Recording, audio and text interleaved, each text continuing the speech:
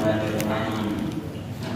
Alhamdulillahi rabbil alamin. Wassallallahu wasallam ala sayyidina Muhammadin wa ala alihi wa sahbihi ajma'in. Allahumma shalli wa sallim ala sayyidina Muhammadin nuril kassari wa malikal jari wa ja'alna bihi fi kulli adwarina wa ala alihi wa sahbihi ya nur. Amma ba'd. Nawaitu ta'allum wa ta'lim wa tadabkur wa tadhkir wa naf'a wal intifa' wal ifadata wal istifada wal hadha 'ala tamassuk bi kitabillah wa sunnati rasulih wa du'a ila al-huda wa dilalata 'ala al-khair ibtigha'a wajhillahi wa mardatihi wa qurbihi wa thawabihi subhanahu wa ta'ala. Qala Syekhul Musannif rahimahullahu ta'ala wa nafa'ana bihi wa bi'ulumihi wa asrarihi fid dharain amin. Radhiyallahu ankum bi qawlihi ta'ala Bismillahirrahmanirrahim. Yasin Allahu a'lamu bi muradihi bih. Setelah kemarin kita membahas tentang fadhail atau keutamaan membaca surah Yasin, maka kita lanjutkan kepada penjelasan musannif tentang tafsir daripada surah Yasin. Disebutkan di sini Bismillahirrahmanirrahim. Yasin. Yasin, apa sih arti Yasin? Allahu a'lamu bi muradihi bih.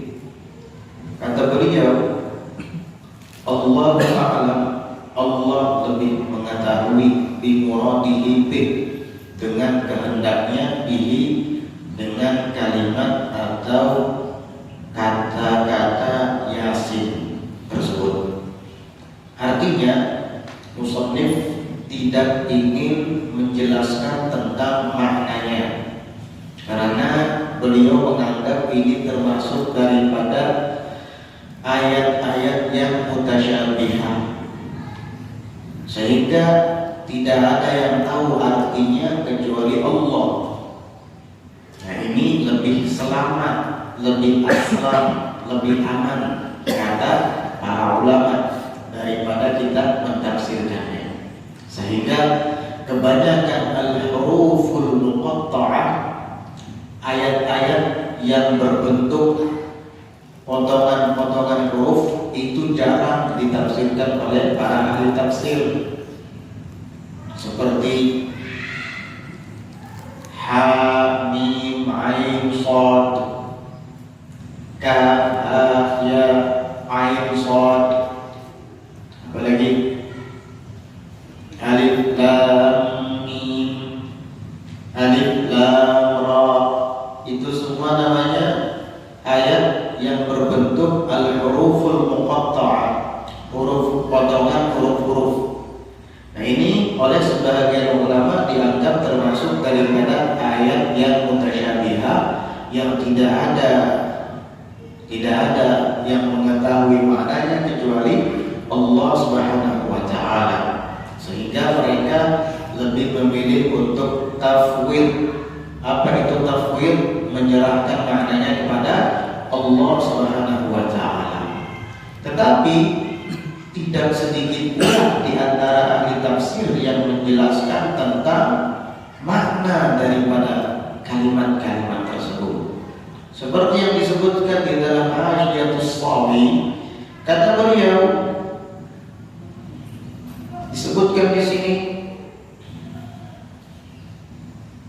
qauluhu Allahu a'lam bi muradihi bih, perkataan sahih tafsir Al-Jalalain, Allahu a'lam bi muradihi bih, Allah yang mengetahui dengan kehendaknya ketika menyampaikan kalimat Yasin.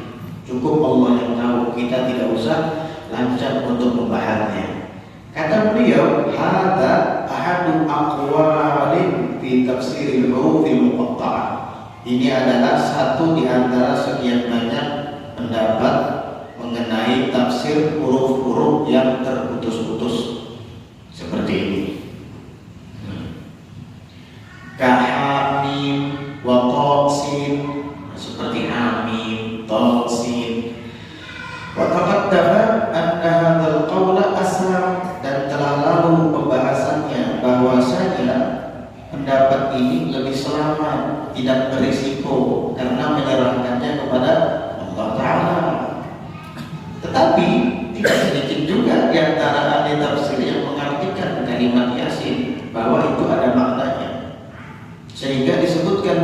Waqila, dan ada yang mengatakan maknanya adalah ya insan, wahai manusia.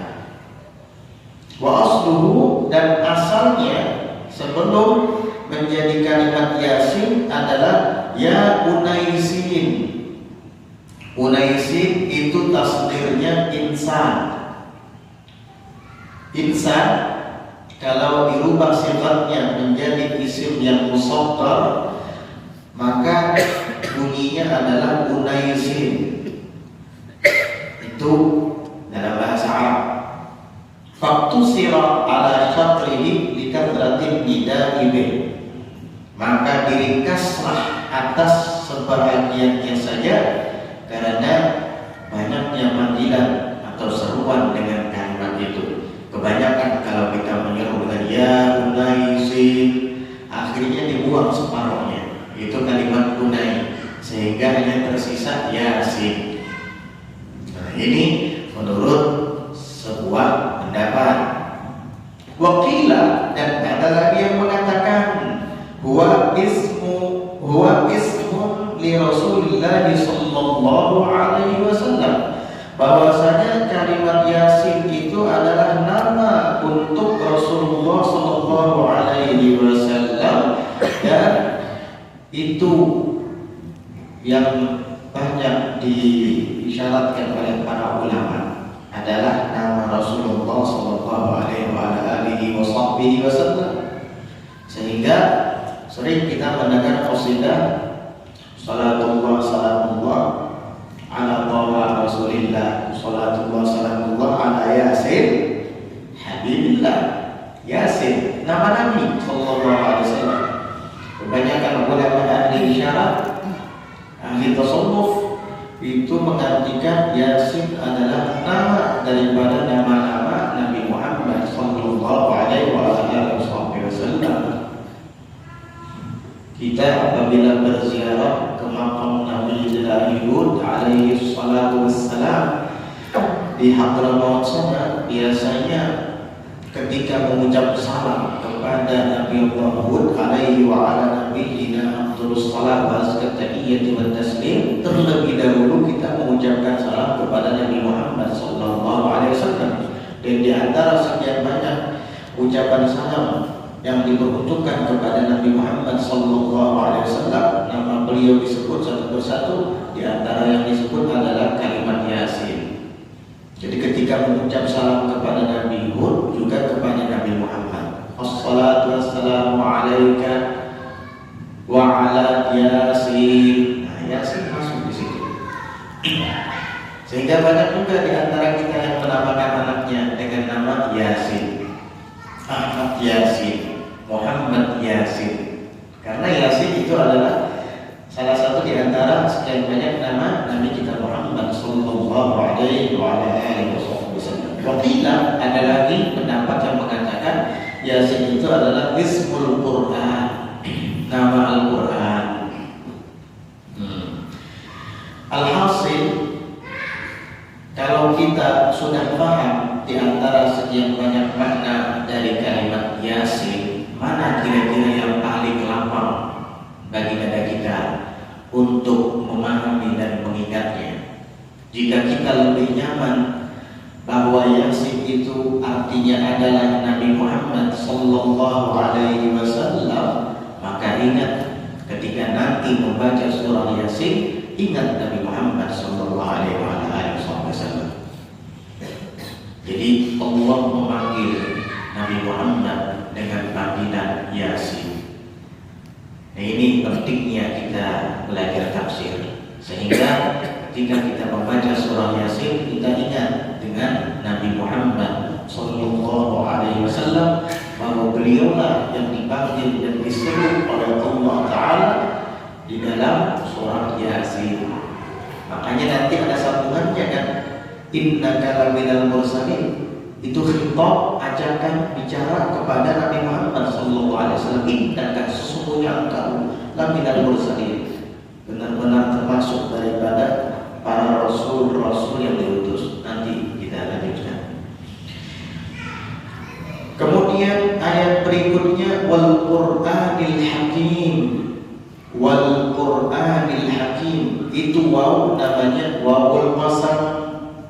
sumpah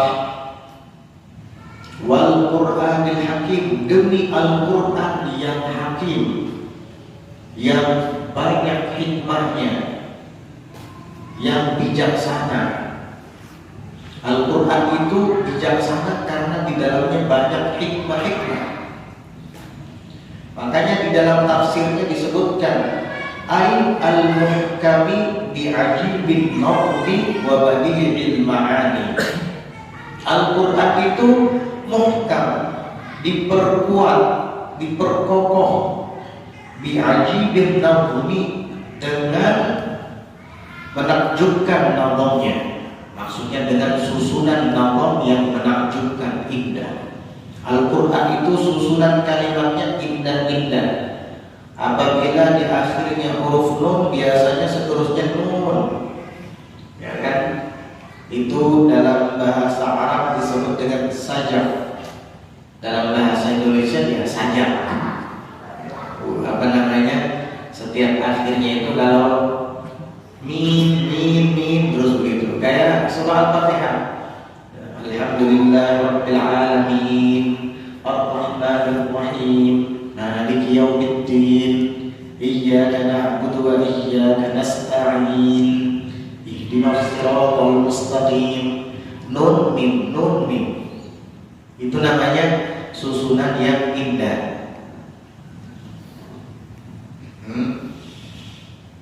Bi'ajibin nawmi, dengan menakjubkan nazam susunannya, wa badi'il ma'ani, dan dengan indah makna-maknanya, dengan keindahan makna-maknanya.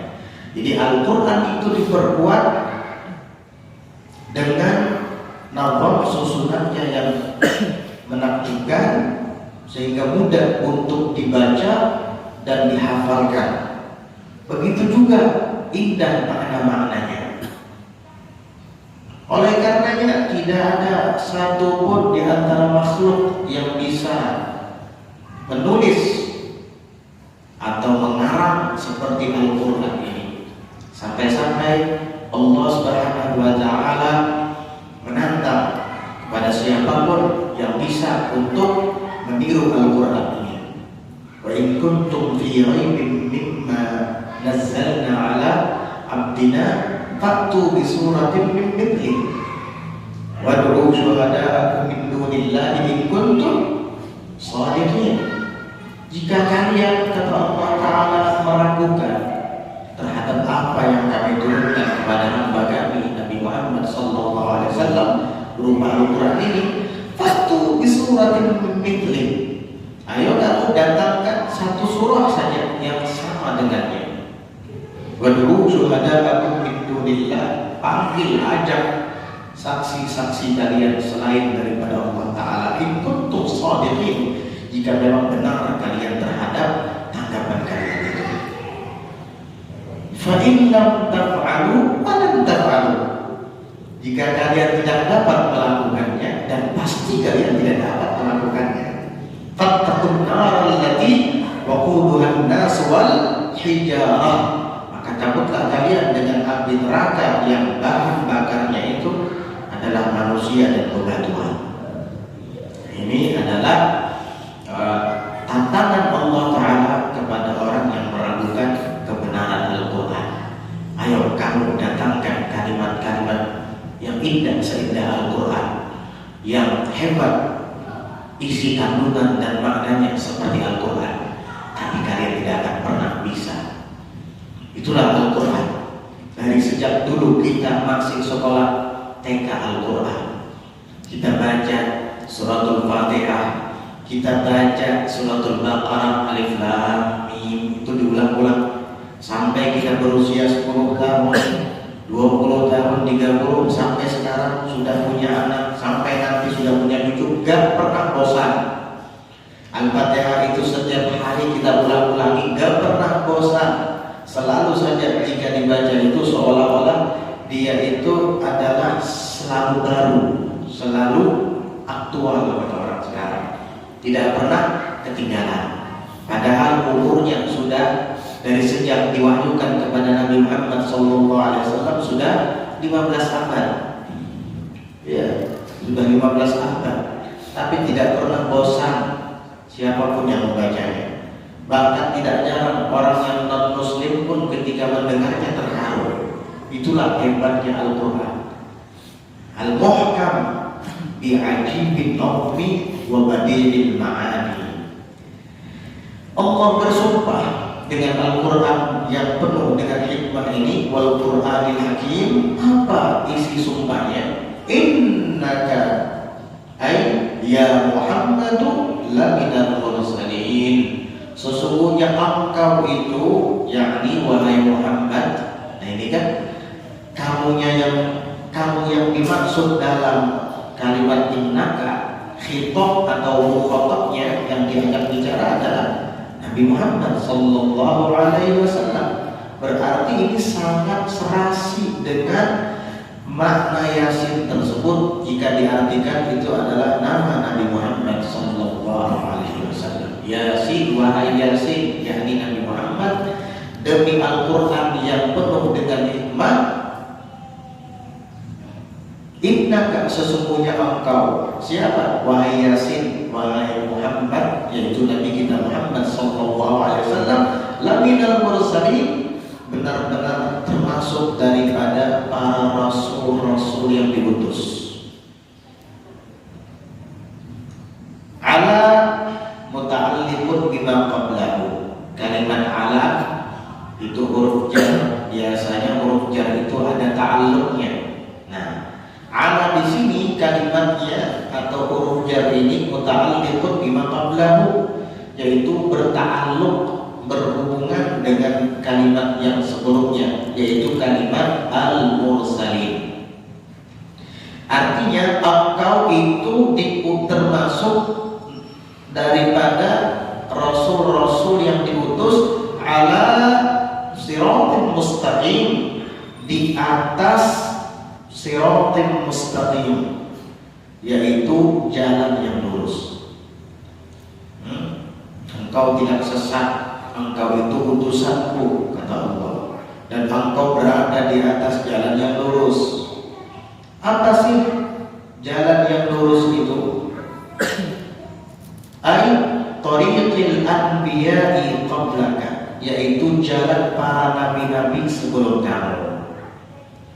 Jadi Rasulullah sallallahu alaihi wasallam itu membawa agama sebagaimana yang dibawa oleh para nabi-nabi dan rasul-rasul sebelum beliau. Apa yang dibawa oleh Nabi kita Muhammad sallallahu alaihi wasallam? Yang dimaksud dengan jalan yang lurus tadi, jalan para nabi-nabi yang ada di sebelum beliau, yaitu at-tauhid wal huda. Jadi siratal mustaqim yang dimaksud adalah tauhid wal huda dan hidayah, petunjuk. Itu yang dibawa oleh Nabi Muhammad sallallahu alaihi wasallam dari sejak beliau diutus oleh Allah menjadi rasul sampai beliau wafat. Yang didakwakan adalah tauhid dan huda, petunjuk-petunjuk, bukan yang lainnya, bukan lelucon, bukan kalimat-kalimat yang tidak bermanfaat. Isinya semuanya adalah tauhid, mengajarkan kepada mereka kaum jahiliyah yang ketika itu terjerumus dalam kesyirikan, menyekutukan Allah Subhanahu wa taala dengan berhala-berhala. Diajarkan kepada Nabi tentang kebatilan yang ada pada mereka, tentang akidah yang tidak benar yang selama ini mereka yakini. Dikasih tahu oleh Nabi kita Muhammad sallallahu alaihi wasallam bahwa Lata dan Uzza, Manat dan berhala-berhala lainnya, Hubal, apalagi itu namanya, Nailah, Asaf, Buna dan lain sebagainya, itu semua adalah berhala patung yang tidak bermanfaat dan tidak bisa memberikan mudarat. Itu ajaran Nabi Muhammad SAW. Dan al-huda, petunjuk, diajari umat bagaimana menjalani kehidupan dunia dengan benar, sehingga nanti ketika mereka sudah meninggal dunia dan memasuki kehidupan akhirat, negeri akhirat, mereka selamat. Diajarkan oleh Nabi kita Muhammad sallallahu alaihi wasallam, ma yuslihu ma'asyahu wa ma'adahu. Segala sesuatu yang dapat memperbaiki kehidupan dunia mereka dan tempat kembali mereka, yaitu akhirat. Itulah misi dan visi Nabi Muhammad sallallahu alaihi wasallam serta nabi-nabi sebelum beliau. Ini yang dimaksud dengan siratal mustaqim. وَالتَّأْكِيدُ بِالْقَسَمِ وَغَيْرِهِ رَدٌّ بِقَوْلِ الْكُفَّارِ لَهُ لَسْتَ مُرْسَلًا. وَالتَّأْكِيدُ dan taukid bil qasami dengan sumpah, wa ghairihi dan yang lainnya. Maksudnya taukid dengan sumpah itu apa? Memperkuat firman-Nya. Allah Ta'ala bersumpah untuk memperkuat firman-Nya. Makanya di sini disebutkan wal Qur'anil Hakim, demi Al-Quran yang penuh dengan hikmah. Siapa yang bersumpah? Zat Allah. Karena apa Allah bersumpah? Karena ingin menyatakan bahwa Nabi Muhammad sallallahu alaihi wasallam memang betul-betul utusan Allah, bukan hanya sekedar pengakuannya belaka, tetapi itu memang perintah Allah. Bukan pula seorang nabi palsu. Beliau memang betul-betul utusan Allah Subhanahu wa Ta'ala, sehingga Allah yakinkan dengan kalimat sumpah. Biasanya kita jika ingin meyakinkan kepada seseorang bahwa perkataan kita itu adalah benar, kita bersumpah, ya, demi Allah, saya tadi malam melihat si fulan bin fulan duduk di depan rumah saya, misalnya. Kemudian waqairihi dan yang lainnya, yakni selain qasam. Apalagi taukid selain qasam? Itu ada lagi kalimat innaka, sesungguhnya engkau. Kalimat sesungguhnya itu juga taukid. Laminal mursalin, ada lamnya lagi, lam taukid. Laminal mursalin, benar-benar termasuk salah seorang di antara utusan-utusanku, kata Allah. Itu Allah bersumpah. Allah menyebutkan kalimat-kalimat untuk memperkuat pernyataannya. Raddun biqaulil kuffar, itu sebagai jawaban, sebagai sanggahan bagi perkataan orang-orang kafir lahu, kepadanya, kepada Nabi Muhammad SAW. Apa isi perkataan orang kafir kepada Nabi Muhammad ketika itu? Mereka mengatakan lasta mursala, engkau bukan seorang utusan. Ini perkataan orang kafir kepada Nabi kita Muhammad sallallahu alaihi wasallam. Sedih hati Nabi. Lalu kemudian turun wahyu dari Allah melalui malaikat Jibril sebagai bantahan kepada pernyataan orang-orang kafir itu yang meragukan risalah dan nubuah Nabi kita Muhammad sallallahu alaihi wasallam. Turunlah awal-awal daripada surah Yasin. Yasin, wahai Yasin, wahai Muhammad, wal Qur'anil Hakim, demi Al-Quran yang penuh dengan hikmah, yang diperkuat dengan susunan yang menakjubkan dan dengan makna-makna yang indah. Sesungguhnya engkau benar-benar salah seorang di antara utusanku. Jangan dengarkan orang-orang kafir yang meragukanmu. Ini ayat turun disampaikan oleh Rasulullah SAW, sehingga orang-orang kafir yang meragukan Nabi Muhammad itu pun mereka semua kelabakan. Mereka ini biasanya membunjing Nabi di belakang, tidak di depan beliau. Kadang-kadang begitu. Loh, kok Muhammad tahu ya? Padahal kita menggunjingnya di belakangnya. Siapa yang kasih tahu Muhammad? Mereka itu kadang-kadang kebingungan ketika menggibah Nabi Muhammad SAW. Selalu saja datang ayat yang membela Nabi Muhammad, padahal mereka kadang-kadang menggibah Nabi di belakang dan tidak terang-terangan. Ya walaupun juga sering mereka secara terang-terangan, Tetapi ada di antara gunjingan-gunjingan mereka ini di belakang, tetapi Nabi tahu dan turun firman dari Allah Ta'ala sebagai sanggahan dan jawaban kepada mereka, sehingga mereka itu kadang-kadang mengatakan kepada kawan-kawannya, bicaranya pelan-pelan ya. Kenapa?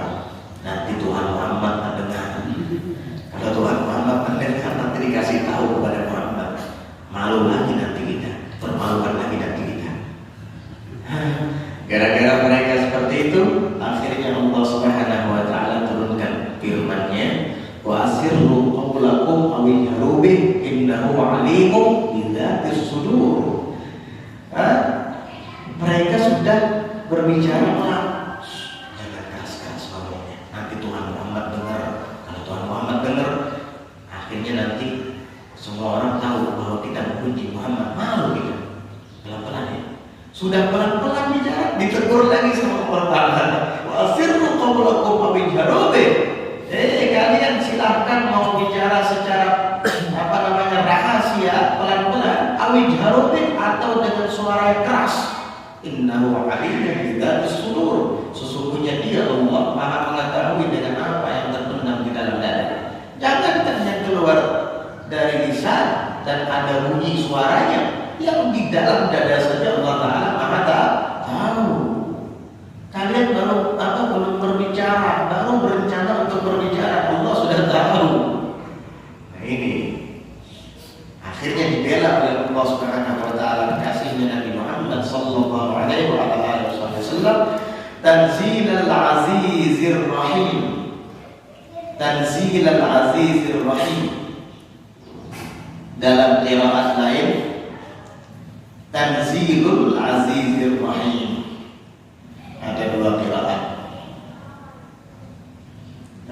Tanzilal azizir rahim artinya tanzilal aziz, bahwa Al-Quran itu diturunkan oleh yang Maha Perkasa, Al-Aziz. Siapa? Allah. Fi mulkihi, Dia Maha Perkasa dalam kerajaannya.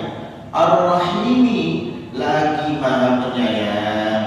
Kepada siapa? Bi khalqi, dengan makhluknya. Kata beliau, iqra'nya khabaru mubtada'in muqaddarin, ay al-Qur'an. Iqra' tanzilul azizir rahim, jika dibaca rafa, tanzilu. Kalau tidak salah ini qiraat Abi Amr, tanzilu ini. Tapi kalau qiraat Hafs, tanzila, yang biasa kita baca, ya surah Yasin itu qiraat Hafs. Kalau qiraat Abi Amr, tanzilu. Kalau dibaca rafa, tanzilul azizir rahim, itu menjadi khabaru mubtada'in muqaddar. Itu khabar mubtada' yang ditakdir. Takdirnya apa? Ay Al-Quran.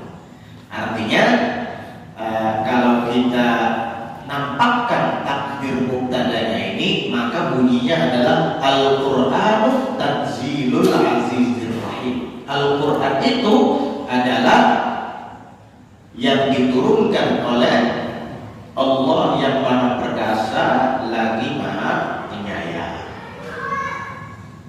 Tapi kalau kita baca tanzila, apa iqra'nya? Kalau kita baca tanzila, maka kata sebagian ahli tafsir, itu iqra'nya adalah maf'ul mutlak, atau menjadi masdar daripada fi'il yang mahdhuf, dibuang. Dalam tafsir Al-Qurtubi disebutkan takdirnya adalah nazzalallahu tanzilal azizir rahim, atau nazzalallahu tanzilal azizir rahim, yaitu Allah yang menurunkan Al-Quran itu tanzilal azizir rahim, itu dengan menurunkannya yang Maha Perkasa lagi Maha Penyayang. Atau juga bisa itu mansubun alal madhi. Kata sebagian ahli Allah dalam mentafsirkan iqra' daripada tanzila, itu menjadi mansubun 'alal madhi, yaitu dinasabkan karena menjadi maf'ul bih bagi fi'il pujian. Takdirnya indah tanzilal azizir rahim. Artinya pujilah Al-Quran yang diturunkan oleh yang maha perkasa lagi maha penyayang itu. Nah, jadi begitu. Litundira bihi, litundira qauman ma undira aba'uhum fahum ghafilun. Litundira, agar engkau dapat mengingatkan bihi, dengannya Al-Quran itu, qauman, sekelompok kaum. Siapa mereka sekelompok kaum itu? Yaitu terutama orang-orang Arab jahiliyah, sewaktu Nabi berhadapan dengan mereka di zaman itu, dan termasuk orang-orang Ajam juga, orang-orang Habasyah waktu itu kan, orang-orang Syam, orang-orang Romawi, dan sampai sekarang orang Indonesia, orang Malaysia, orang Eropa, semuanya, bahwa Nabi Muhammad Sallallahu Alaihi Wasallam, tujuan beliau diwahyukan oleh Allah Ta'ala berupa Al-Quran agar dapat mengingatkan kepada kaum, kelompok manusia, baik Arab ataupun Ajam, gitu. Terutama yang ada pada waktu beliau hidup. Muta'alliqun bitanzilah. Kalimat qauman di sini ta'alluqnya kepada kalimat tanzil. Ditundira, kenapa kalimat ditundira? Bukan qauman, kalimat ditundira. Ditundira di sini tujuannya agar engkau mengingatkan diri dengannya Al-Quran. Jadi qauman akan sekelompok kaum, golongan itu muta'alliqun bitanzilah, tanzilal aziz tadi. Artinya dengan diturunkan Al-Quran itu sehingga engkau bisa memberikan peringatan kepada kaum tersebut. Ma undira aba'uhum, yang tidak diberi peringatan dulunya, aba'uhum, kakek moyang mereka. Ai, maksudnya lam yundaru fi zamanil fatrah, mereka tidak diingatkan atau tidak diberikan peringatan fi zamanil fatrah, di zaman fatrah sebelum diutusnya para nabi dan rasul. Di antara terputusnya utusan antara nabi dan rasul, fatrah itu perselangan waktu antara diutusnya seorang rasul kemudian putus baru datang lagi rasul baru, itu disebut dengan fatrah. Dan dulu orang tua mereka, kakek moyang mereka itu tidak ada yang mengingatkan karena tidak ada rasul dan seorang nabi pun yang datang kepada mereka.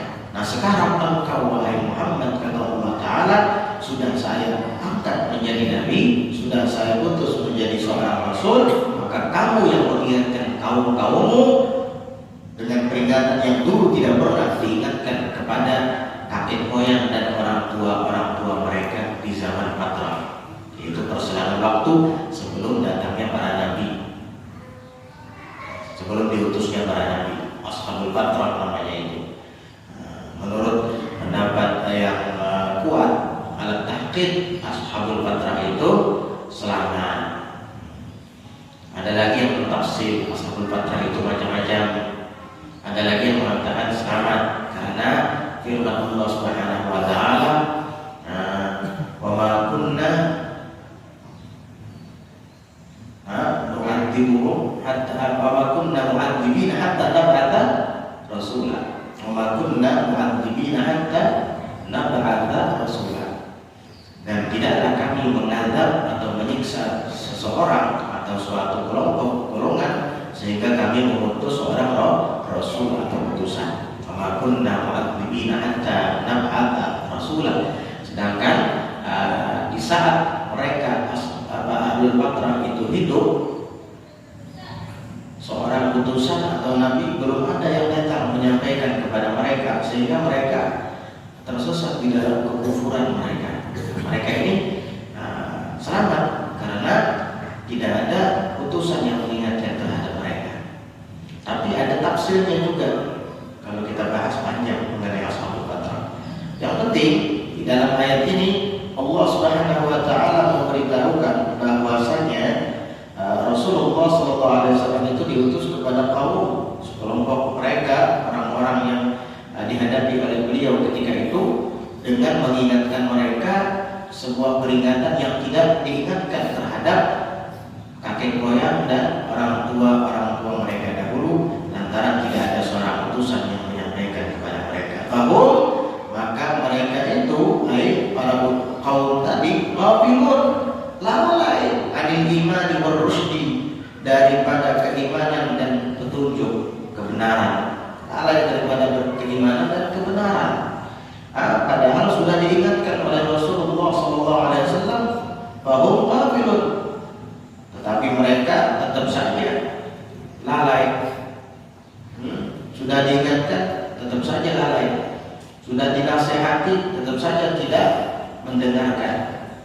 Kadang makasih, ya keras kepala. Alhamdulillah. Laqad haqqal qawlu ay wajaba ala aktsarihim bil adabi fahum la yu'minun wallahu a'lam bis-shawab. Insyaallah ayat yang ke-7 akan kita lanjutkan pada pelajaran besok. Jadi intinya tadi awal-awal surah Yasin, di situ Allah Subhanahu wa taala menjelaskan tentang Rasulullah sallallahu alaihi wasallam bahwa beliau itu adalah salah seorang di antara utusannya. Dan adapun tudingan negatif yang berasal dari orang-orang kafir itu salah. Mereka tidak tahu dengan kebenaran yang sesungguhnya, bahwa Nabi Muhammad sallallahu alaihi wasallam adalah betul-betul utusan Allah, innaka laminal mursalin. Enak kan kita ketika membaca surah Yasin kalau tahu sejarahnya. Oh, ini Yasin Nabi Muhammad yang dipanggil sama Allah. Oh, Nabi Muhammad ini dulu pernah didustakan oleh kaumnya, sehingga Allah Ta'ala bantah dengan ayat ini. Wal Qur'anil Hakim, Allah bersumpah dengan Al-Quran yang penuh dengan hikmah. Innaka laminal mursalin, Allah nyatakan dengan kuat setelah bersumpah bahwa engkau itu betul-betul adalah utusanku, termasuk para rasul-rasul yang aku utus. Oh, ternyata Nabi Muhammad itu diutus oleh Allah Ta'ala di atas jalan yang lurus. Apa itu jalan yang lurus? Tadi sudah kita pelajari, yaitu jalan para nabi. Apa sih jalan para nabi itu? Yaitu tauhid dan Buddha, mengajak bertauhid kepada Allah dan membawa petunjuk dari Allah. Para nabi dari sejak Nabi Adam sampai Nabi kita Muhammad SAW, Nabi yang paling akhir, semua ajarannya sama. Dari segi usul, yaitu dari segi tauhid, semua ajarannya sama, mengajarkan untuk membesarkan Allah, bertauhid kepada Allah. Tauhidnya Nabi Adam, tauhidnya Nabi Idris, tauhidnya Nabi Nuh, sampai tauhidnya Nabi Isa, sampai tauhidnya Nabi kita Muhammad SAW, tidak ada yang beda, semua sama. Yang beda itu syariatnya. Kalau syariat beda-beda, setiap nabi punya syariat sendiri-sendiri. Nabi Musa punya syariat sendiri-sendiri. Kalau dalam syariat Nabi Musa, cara menghilangkan najis apabila menyentuh pakaian kita adalah dengan mengguntingnya. Kalau baju kita terkena air kencing kita misalnya, atau sarung kita kena air kencing kita, kecipratan air kencing, nggak bisa dicuci sama air, tidak bersih, tetap najis. Jadi bagaimana? Gunting. Tapi kalau syariat Nabi Muhammad SAW tidak perlu digunting, cukup dengan dicuci sampai sifat-sifat najisnya, warna, bau dan rasanya hilang, kembali menjadi suci. Untuk kita umat Nabi Muhammad SAW. Coba kalau jadi umat Nabi Musa, banyak sarung kita yang bertambah, banyak baju kita amalannya dia digunting orangnya. Itu salah satunya saja. Masih banyak perbedaan-perbedaan lain. Itu dalam segi syariat. Tapi kalau dalam segi tauhid ya sama semuanya. Allahu nuhul qadimun baqi mukhalafun lil khalqi bil itlaqi. Sama kayak gitu juga, kayak yang disebutkan di Aqidatul Awam, kayak yang disebutkan di Jawharatul Tauhid, sama. Allah itu wajibul wujud, wajib keberadaannya itu harus wajib. Kemudian Allah Ta'ala Maha Qadim, Allah Ta'ala Maha Baqi, Allah Ta'ala Maha Mukhalif bil Hawadith. Qiyamuhu Ta'ala binafsih, sama. Tauhid Nabi Adam begitu juga, tauhid Nabi Idris begitu juga. Semua sama, tauhidnya begitu. Tetapi yang berbeda adalah syariatnya. Syariat itu hukum fikih, itu syariat. Yang berbicara tentang halal dan haram itu syariat. Tapi kalau tauhid ini jauh lebih tinggi derajatnya, karena tauhid bukan hanya berbicara tentang halal dan haram, tetapi tauhid membicarakan tentang mukmin dan kafir. Nah, kalau tauhidnya keliru, bisa-bisa kita menjadi orang kafir, musyrik. Tetapi kalau fikihnya, syariatnya keliru, kita tidak sampai jadi orang kafir. Paling kita bisa jadi orang fasik. Inilah perbedaan antara tauhid dengan syariat. Tauhid sama dari sejak Nabi Adam sampai Nabi kita Muhammad SAW. Tapi syariat itu bisa beda. Oleh karenanya, thariqul anbiya, jalan para nabi-nabi terdahulu, sama seperti jalan yang ditempuh oleh Nabi kita Muhammad SAW.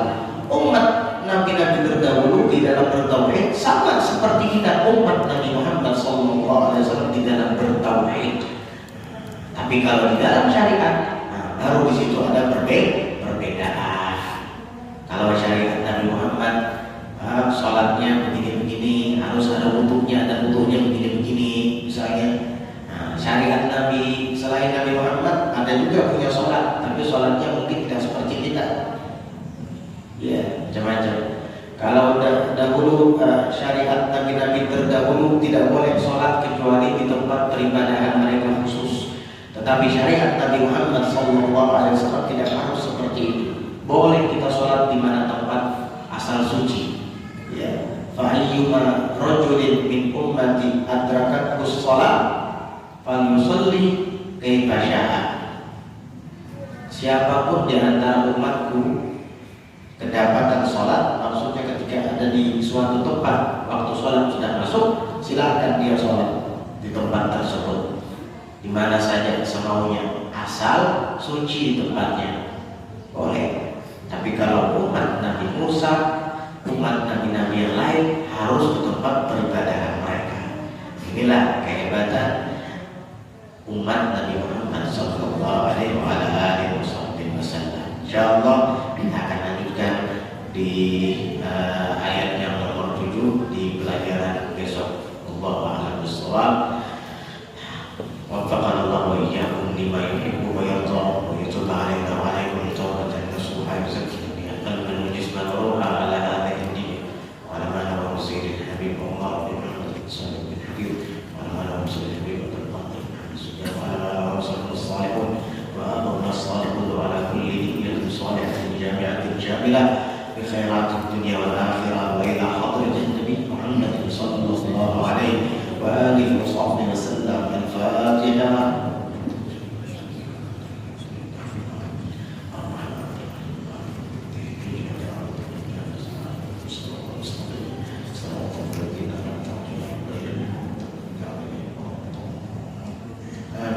Bismillahirrahmanirrahim. Alhamdulillahi rabbil alamin. Allahumma shalli wa sallim ala sayyidina Muhammadin wa ala alihi wa sahbihi ajma'in. Rabbana anfa'na bima 'allamtana, Rabbana 'allimna alladhi yanfa'una, Rabbana faqihna wa faqih ahlana wa qurratin lana fi dinina ma'a ahli al-qadri unta wa dhakar. Rabbana waffiqna waffiqhum lima qadari wa fi'l al-karama warzuq kull halalan daima wa akhilla ya ulama wa ربنا واصلح لنا كل شؤون وأقر الرضا منك العيون واقض عنا ربنا كل الديون قبل أن تأتينا رسول المنون واغفر واستر أنت أكرم من ستر وصلاة الله وتوشى المصطفى من إلى الحق دعانا والوفاء بكتاب فيه للناس شفاء وعلى الآل الكرام شرفاء وعلى الصحب المصابيح الغرار اللهم اهدنا بهداك واجعلنا ممن يسارع في رضاك ولا تولنا وليا سواك ولا تجعلنا ممن خالف